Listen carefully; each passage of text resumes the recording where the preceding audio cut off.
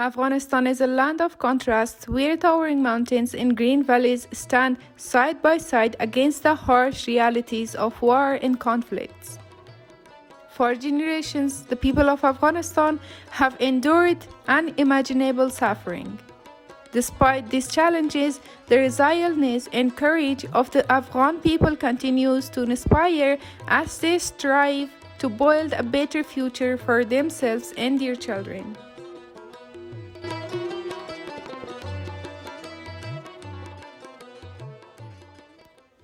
Afghanistan is a country with a rich cultural heritage, and art has been an integral part of its society. However, the rise of the Taliban regime in 2021 led the suppression of artistic expression, particularly for women. Since then, women artists in Afghanistan have faced numerous challenges, but despite these obstacles, they have continued to create meaningful and powerful work of art. Before the Taliban came to power, women in Afghanistan had significant involvement in arts. However, under the regime, women were banned from many public spaces and activities, including art galleries and exhibitions. This ban led to the loss of many talented female artists who were forced to abandon their passion for art. Since the Taliban takeover of Afghanistan in August 2021, the situation of Afghan artists had become increasingly dire. Before the Taliban takeover of Afghanistan, Afghan women were making progress towards greater freedom and equality.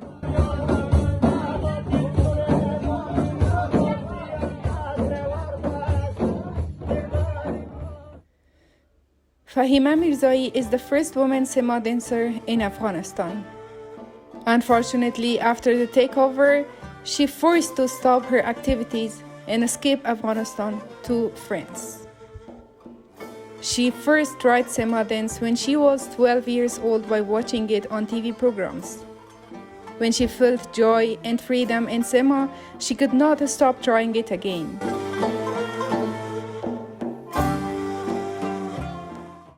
میرزایی هستم، دانشجوی زبان فرانسوی برای فعلا در فرانسه اقامت دارم. من درویش کوچک افغانستان هستم که البته رسانه‌ها میگن اولین خانم سماگر افغانستان.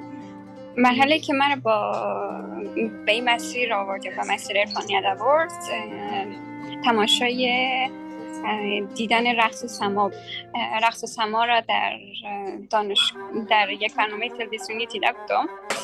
با دیدن او که عاشق شدم و تا پیگیر شدم که چی هست و کی هست و چه فلسفت داره پشت ای، یا عشق یا مکتب یا هنر چی هست و مرا جذب کرد که خودم زیاد تحقیق کردم و در نهایت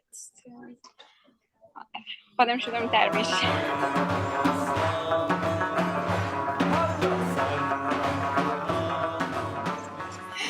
زنان افغانستان یک دوره کاملا سختی را دارن، پشت سر میگذارن، سخت از نظر روحی، از نظر اقتصادی، از نظر تحصیلی و همچنین ناامیدانه به سوی آینده در حال حرکت هستن، چون آینده نامعلوم در انتظار همه هست و تا هنوز هم روزهای نامعلومی را دارن میگذرونن و این روز داره.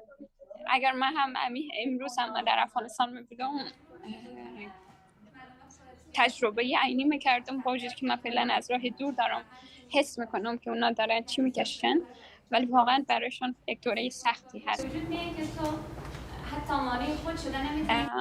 در هر دوره تاریخ زن افغانستان حق حقوق حداقل نسبی خود داشتن.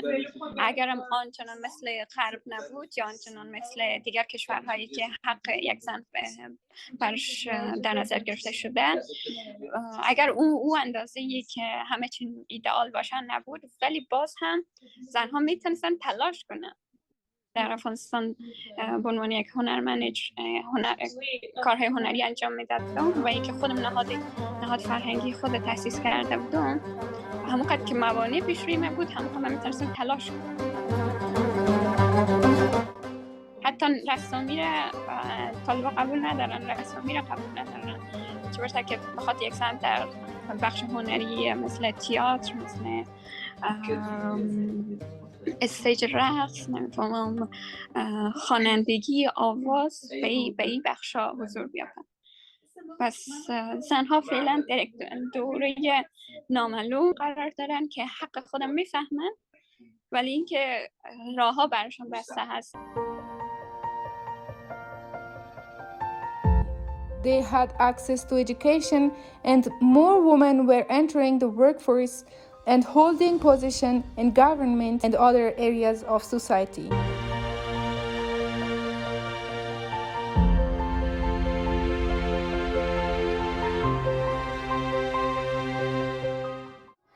Well, joining me now is Nargis Nahan, a former minister with the previous Afghan government and a women's rights activist.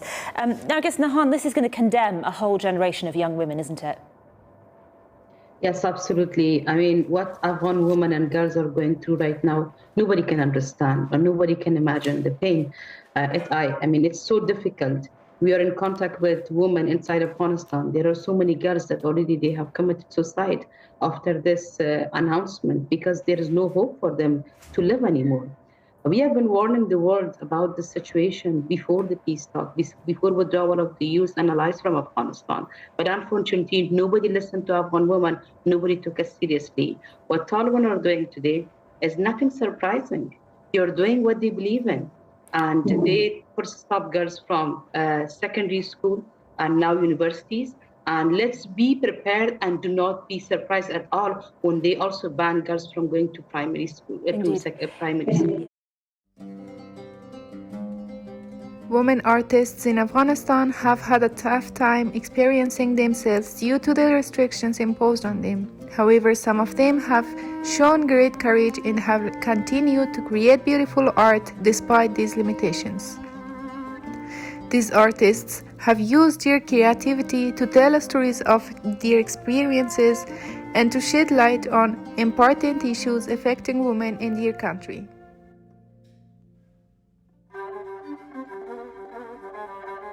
Amna Yusufi is one of those female artists who have been threatened by local people and the Taliban for her portraits. For girls about the 6th grade who were not allowed to go to school after the Taliban takeover, she created an educational course on the school theme in the most remote part of Afghanistan.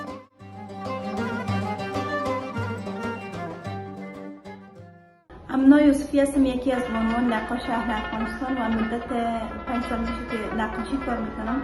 از آوان کودکی از دوره طفولیت به هنر نقاشی علاقه‌مند بودیم. نظر به چالش‌هایی که صد دوران بوده نتونستم ادامه بدم. بعد دوباره همین 5 سال اخیر به نقاشی رو آوردیم و کار میکنم و دلیلی که دوباره خواستم به نقاشی رو بیاورم دردهای نگفته مردم بوده.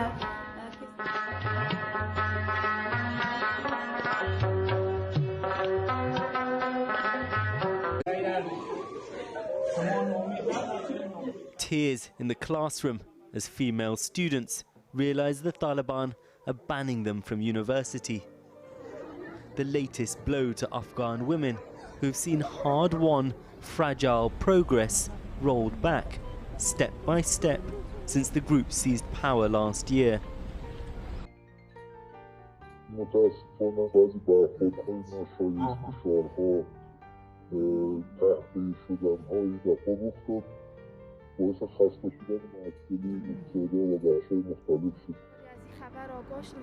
I heard about the news today and I genuinely felt awful. I tore up all my notebooks. This isn't a life worth living. They're not letting us study, they're not letting us attend university, they're not letting us go to school. I came now to enroll, but they didn't let me in. I can't express in words how I'm feeling right now. No one can understand my pain.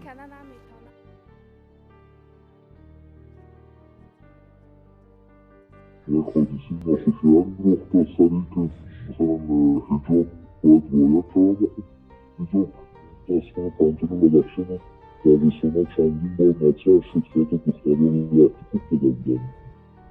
اما اکثرا کسایی که نگاه کمی جدیدتر به مسئله اکثرا زیر فشار هستن. ممنوع هم یک نگاه متأخرتر، نگاه جدیدتری داشت.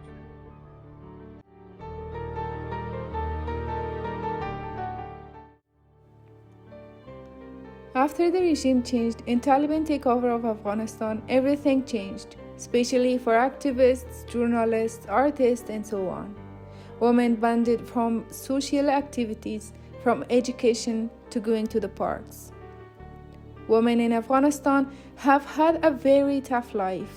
They faced many problems like not going or being allowed to go to school or work. They were also not allowed to leave their homes without a man. Amna, the Afghan woman artist, says she wants to inspire Afghan women and their struggles with her paintings. همچنان زنهای افغان را که چالش های زیاد صد راهشان است و سر راهشان است خواستم که به تصویر بکشم با رنگ.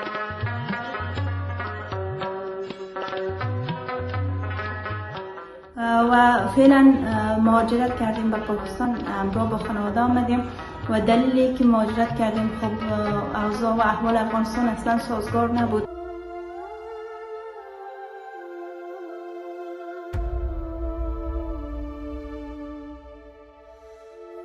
She escapes Afghanistan and her old dreams from Taliban to Pakistan with the hope of building a new life and a new future.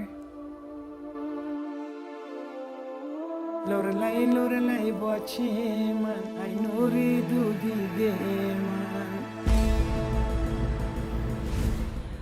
چالش هایی که بیشتر صد راه ما قرار میگیره باعث یک جامعه سنتی نقاشی صورت یا چهره را گناه میپندارن و همچنان به حیثیت هنرمند چالش هایی که صد راه یک بانوی مخصوصا افغان قرار میگیره زن بودن در افغانستان خود سخت‌ترین چالش است و این که یک زن یک بانوی هنرمند باشه، یک بانوی نقاش باشه جنجال برانگیزترین و مشکل‌ترین کار ممکن فعلا در جامعه افغانی است.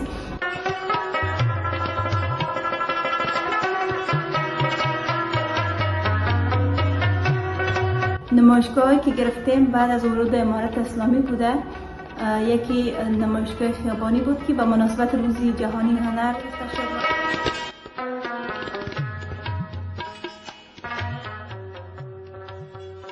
امیدوار هستم که وطنم آرام شود دوباره و برگردم.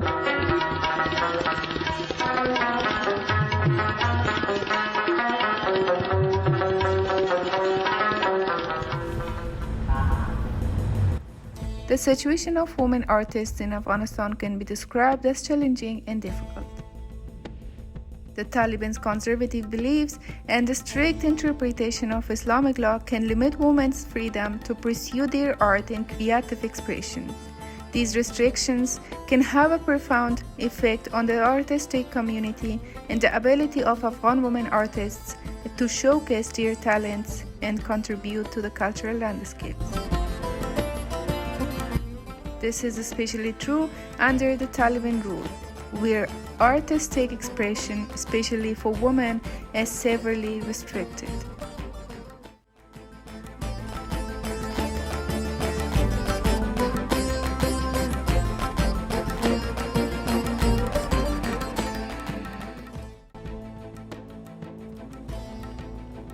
Diba is another Afghan artist girl who graduated from university and is waiting for her degree to apply for the master's program. She is also from an average family in Zibak, Badakhshan, who faced a lot of problems when she wanted to start painting.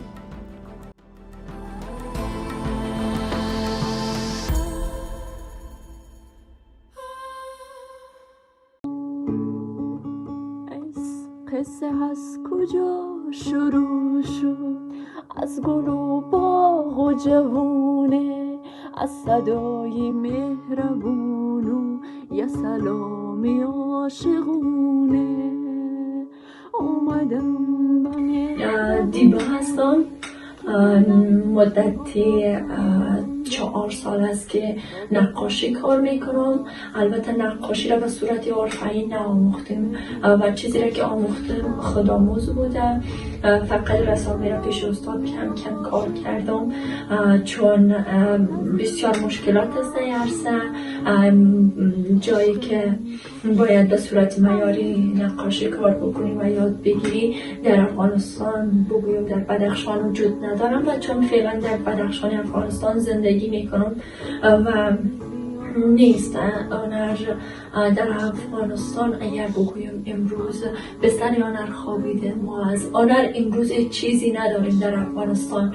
نه موسیقی داریم، نه نقاشی داریم. حتی نقاشان اجازه کشیدن چهره امروز در افغانستان ندارن و من حتی ممنوعیت شدم به خاطر که من چهره را نقاشی کردم. بعد اسم میکنم که من با هنر تولد شدم. اسم میکنم که هنر در خون من جریان داره. هنر را همیشه عاشقانه دوست دارم.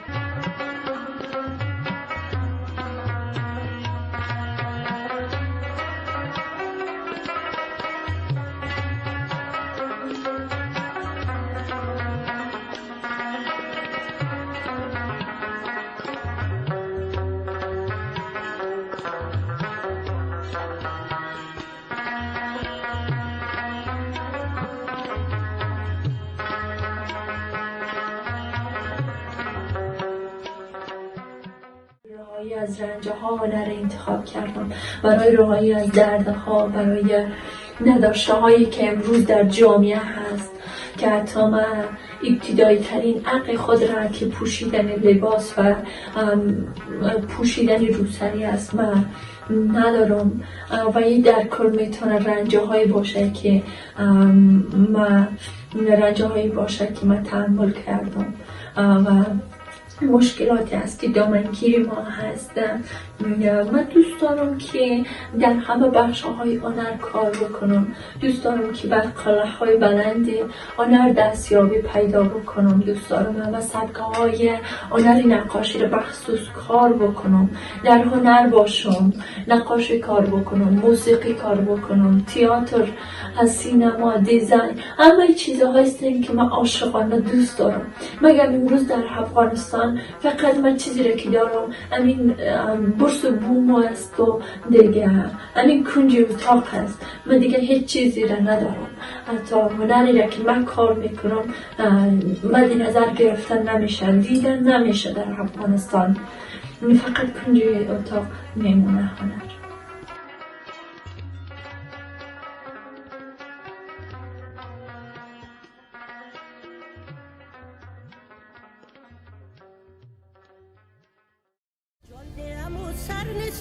بروز میدان تو و از پایین افتخار جان من و جان تو.